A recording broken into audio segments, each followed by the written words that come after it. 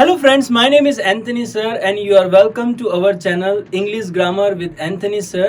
और आज की वीडियो में हम कंटिन्यू करने जा रहे हैं सीबीएसई बोर्ड क्लास 10 का जो 4th यूनिट का लेसन है from the diary of Anne Frank, वही हम लोग कंटिन्यू करने जा रहे हैं। पार्ट 1 ऑलरेडी अपलोड कर दिया है, हम लोग पार्ट 2 आज के वीडियो में देखेंगे, जहाँ पर ऑलरेडी उनकी डायरी राइटिंग जो शुरू होती है तो उसका बैकग्राउंड एन फ्रैंक ने हम लोगों को यहाँ पर दे दिया है कि कौन सी ऐसी वजह है जिसकी वजह से उनको डायरी लिखना है।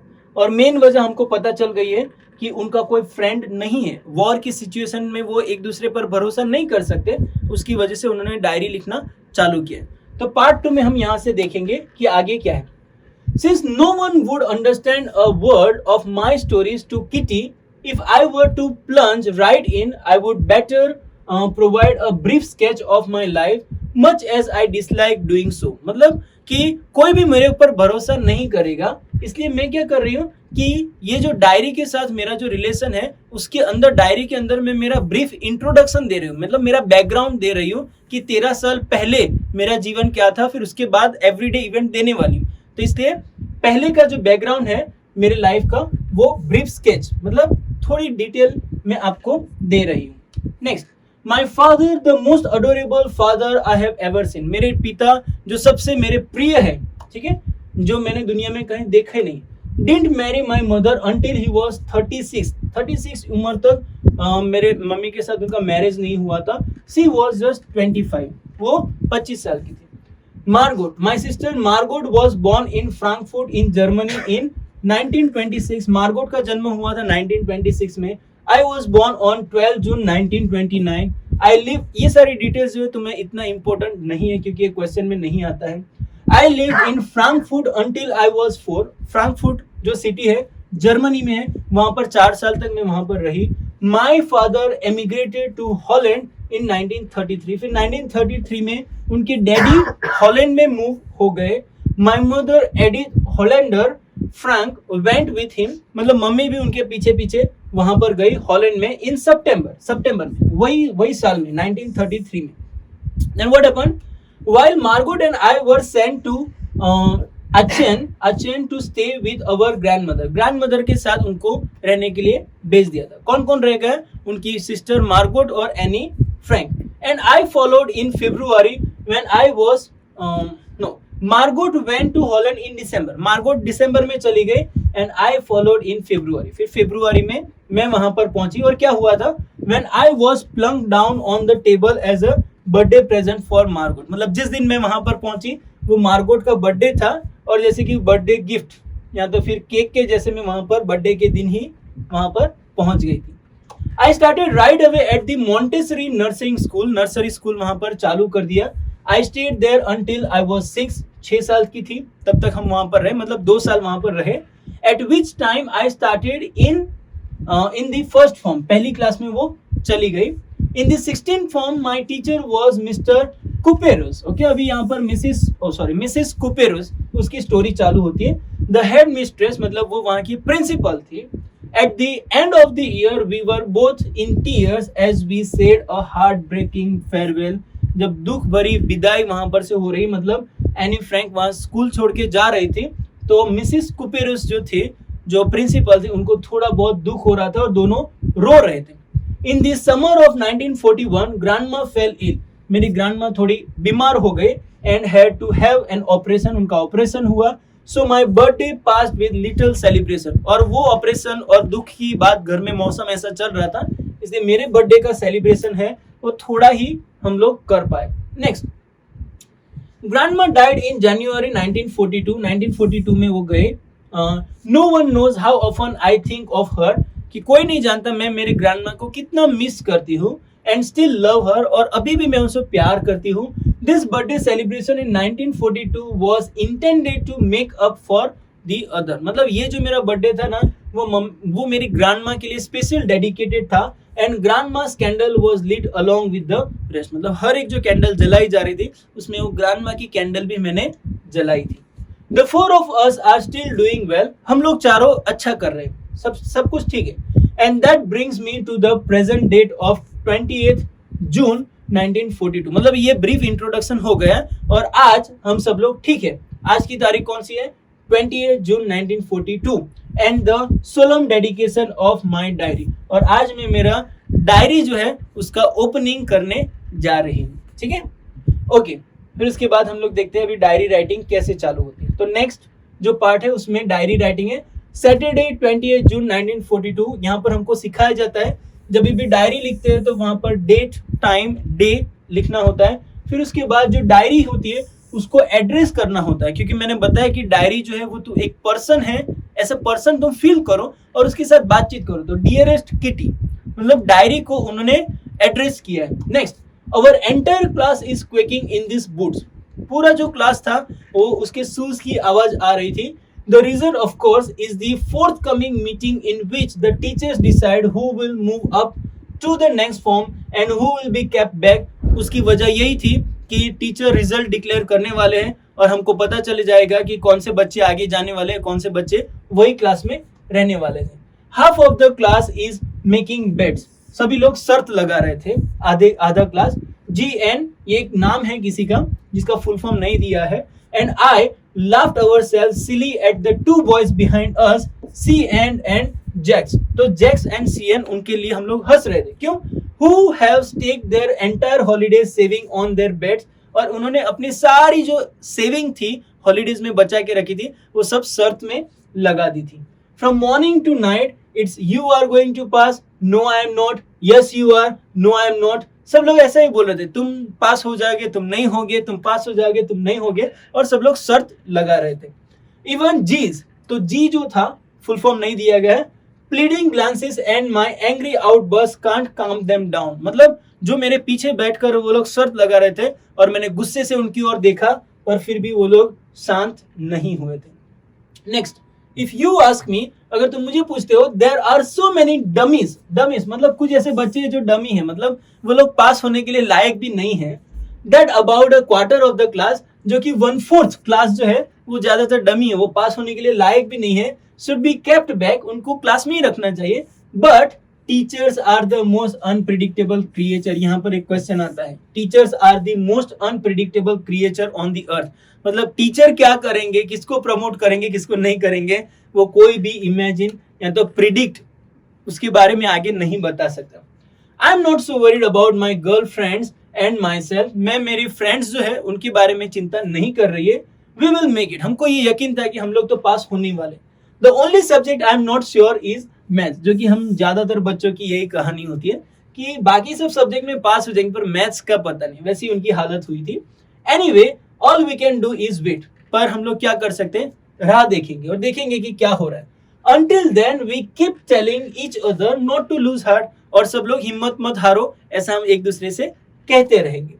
Next one, I get along pretty well, okay? मैं सबके साथ अच्छे से बात कर रही थी। With all my teachers, मेरे सभी टीचर के साथ अच्छे से बात कर रही थी। There are 9 of them, 9 teacher थे, 7 men and 2 women, 7 men 2 lady teacher. Mister casing, यहाँ पर एक और टीचर है mister casing, the old foggy who teaches maths. अभी मैथ्स के जो टीचर है उनका नाम है mister casing. was annoyed with me for ages because I talk so much. वो हमेशा मेरे ऊपर गुस्सा करते थे क्योंकि मैं बात करती रहती थी। After several warning, बहुत सारी वार्निंग देने के बाद भी मैं बात करती थी। He assigned me extra homework, इसलिए उन्होंने एक्स्ट्रा होमवर्क दे दिया। ये अच्छी पनिशमेंट है, देखो मारना नहीं चाहिए पर एक्स्ट्रा होमवर्क दे दो। क्या है होमवर्क? एन ऐसे on this subject a chatter box, मतलब ऐसी लड़की जो बार बार बात करती थी, बक बक करती है, उसके ऊपर उनको ऐसे लिखना है, अ चैटर बॉक्स, ठीक है। What can you write about that, इसके ऊपर क्या लिख सकते हो? I would worry about that letter, मैं उसके बारे में बाद में चिंता करूंगी। आई डिसाइडेड, मैंने सोच लिया, ठीक है। I jotted down the title, jotted down मतलब बुक के अंदर वो टाइटल लिख दिया। In my notebook, tuck it in my bag and try to keep quiet, और मैंने सोच लिया कि अभी मैं थोड़ा शांत हो जाती हूँ, फिर बाद में उसके बारे में सोचूंगी। Next, that evening after I had finished, वो शाम को जब मैंने ये सब काम खत्म किया, the rest of my homework, मतलब सारा होमवर्क खत्म करने के बाद, द नोट अबाउट द ऐसे कॉट माई आई, मतलब वो जो नोट लिख के रखी थी ना होमवर्क, मेरा एक्स्ट्रा होमवर्क, वो मैंने देख लिया। I began thinking about the subject while chewing the tip of the fountain pen, मतलब पेन को चबाते चबाते, मतलब वो सोचते सोचते उन्होंने वो जो टॉपिक है, सब्जेक्ट है, उसके ऊपर सोचना चालू किया कि मुझे क्या लिखना है. कौन सा टॉपिक था? अ चैटरबॉक्स.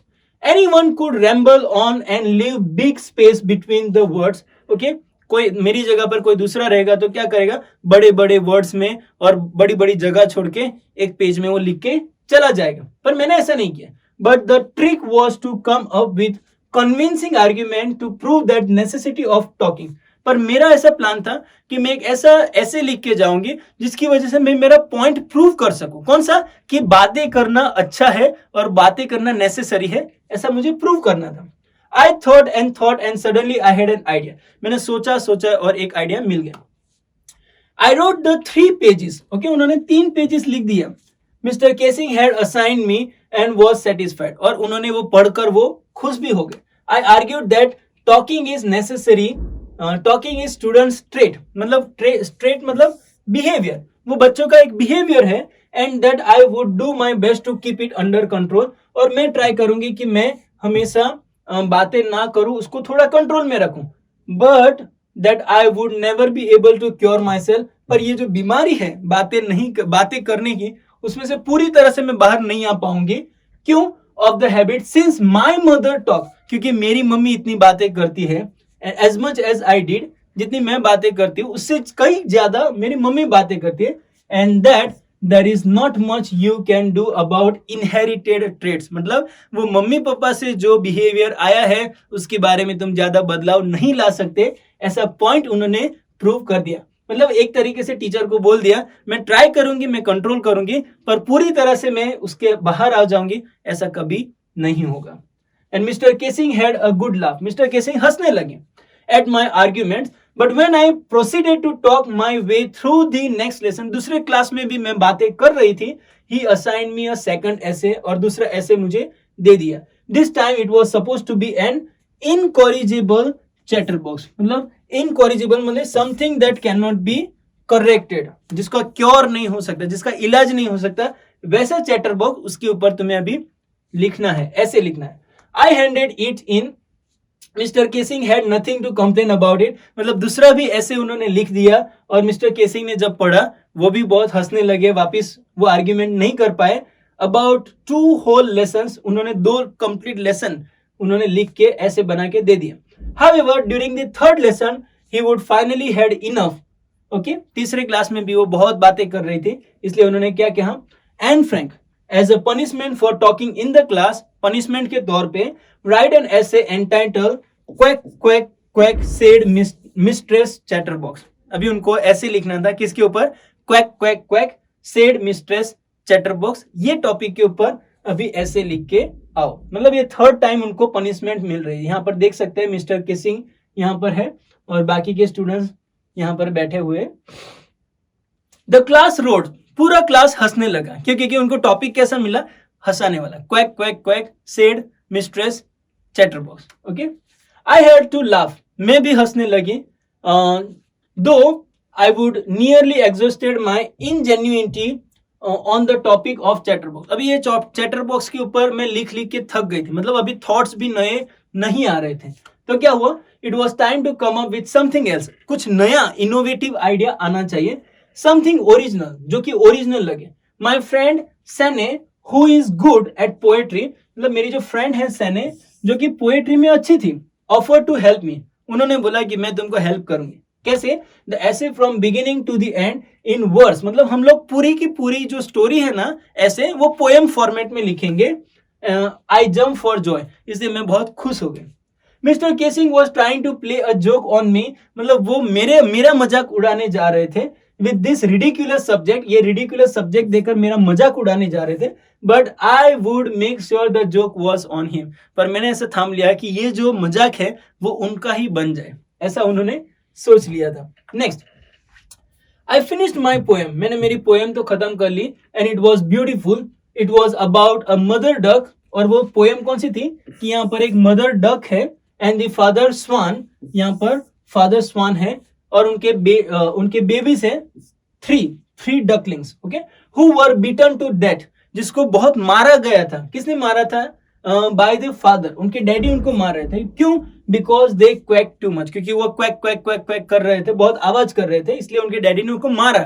मतलब इतना मारा कि वो मरने की नौबत आ गई थी। Luckily mister casing took the joke right way, पर मिस्टर केसिंग ने ये जो जोक था वो थोड़ा लाइटली ले लिया। अगर सीरियसली लिया होता तो उनको बहुत मार पड़ती, पर लाइटली लिया और उन्होंने क्या किया, he read the poem to the whole class, पूरे क्लास को ये पोएम पढ़ के बताया, एडिंग हिज ओन कमेंट, और उसकी कमेंट भी उसके अंदर ऐड की, and to several other classes as well, दूसरे क्लासों में भी जाके वो पोएम बताया।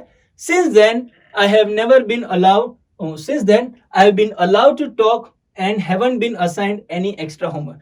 मतलब वो काम करने के बाद उसके बाद मुझे कभी भी पनिशमेंट नहीं मिली और मुझे बात करने की परमिशन भी जैसे कि मिल गई, और ऐसा कोई होमवर्क भी नहीं मिला। ऑन द कॉन्ट्ररी, उसके विपरीत क्या हुआ, mister casing is always making joke this days. Mister casing हमेशा हमारे साथ मजाक करते रहते हैं और वो भी खुश रहते हैं। मतलब उन्होंने एक्स्ट्रा होमवर्क कभी नहीं दिया। तो ये उनकी सिचुएशन थी मैथ्स के क्लास में, ऐसी कंडीशन उनकी थी जहां पर उनको ज्यादातर बातें करनी थी और उनको हमेशा होमवर्क मिलता रहता था, पर उन्होंने भी अच्छा होमवर्क किया। मतलब वो जो माइंड सेट था वो अच्छा था और उनकी क्रिएटिविटी की वजह से शायद उनको परमिशन मिल गई कि वो क्लास में बातचीत करती रहे। ठीक है, तो ये जो है lesson yours and extracted from the diary of young girl with slide adaptation. मतलब स्लाइड एडेप्टेशन क्यों बोला गया है, क्योंकि इसमें थोड़ा बहुत चेंजेस किया गया है।